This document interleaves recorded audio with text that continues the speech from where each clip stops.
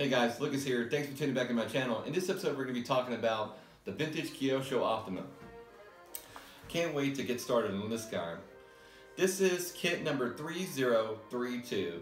This was first released back in 1985, all by the smooth hand of Akira Kogawa.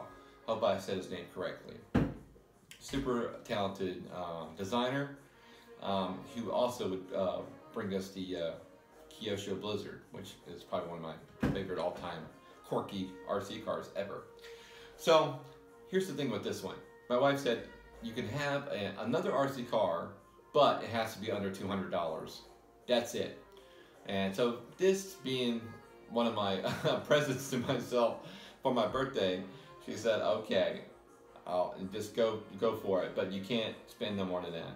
So I said, okay. So my idea is, I know that the movie is coming out that we both want to see, the Avengers, and I want to, go a little crazy, right? So I don't want to spend too much money on this. That way I could splurge a little more on that stuff, So, anyways, super excited on this one. Can't wait. I've always wanted one of these cars. I never even had a chance to run one of these before, so I don't even know how it runs. I do know they made quite a few. So, let me talk to you about this car, and some of the other ones. So this is the one. This is the version 1 Optima, just with the incorrect wheels. This has got a couple of parts that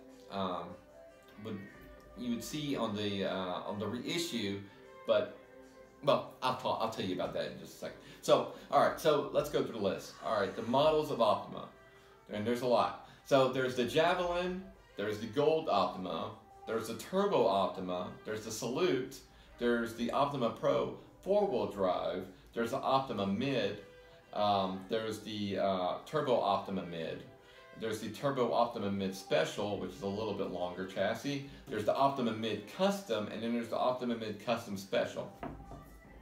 The Optima Mid would be one of my other favorites of all of these. So anyways, then they would do the, after those editions, in order to keep the Optima series alive, they would come out with the laser editions. So, anyhow, not to get off track too much, let me tell you about what we have to do in order to get this one restored. We're going to have to do quite a bit. So, you see the chassis is a little scratched up, the bottom's a little scratched up, so there's a slight pitting. The gears are good, they're not too bad. So everything moves all right. The chain's okay. Steering buckles are fine. But I got this one off eBay for around $80. So I don't know. It's probably about right. Didn't have a body on it, so I had to get a body. And it didn't have the front bumpers or back bumpers, so I've got to get those. So this was around $80 or so, plus the shipping charge. I think it was only like $10. So I think I got like $90 in that, I believe. Then I had to order a part for the to get the battery in and the servo in properly. I don't want to do like how the original servo was in here, because it was only supported by some tie straps and some double-sided tape on a little piece of plastic. So that's not going to work for me. So we got a part, and I want a little bit longer battery stay for this here. So that way, if I want to run LiPo, I can. So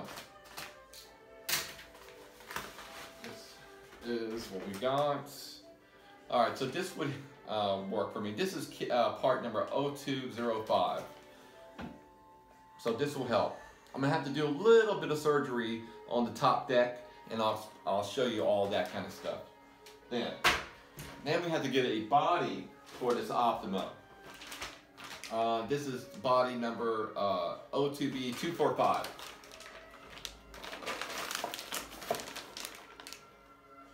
So let's go ahead and open this up.